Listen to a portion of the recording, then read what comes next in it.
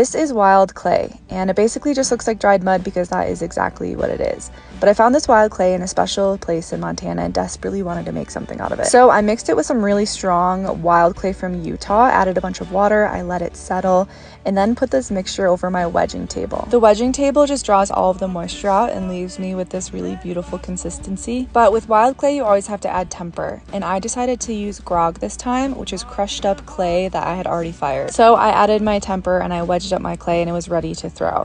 The tricky thing about wild clay is that there are no guarantees, so I had no idea how this was gonna go. I spent a lot of time on my wheel learning about this clay and how best to throw it, but eventually I got this first shape, which was really funky, and there were also a lot of failures. I needed to re-wedge my clay a few times, but I ended up with this funky little round shape as well. I put them to bed that night to let them dry, and the next morning I was able to trim them by hand. And for the first time I tried burnishing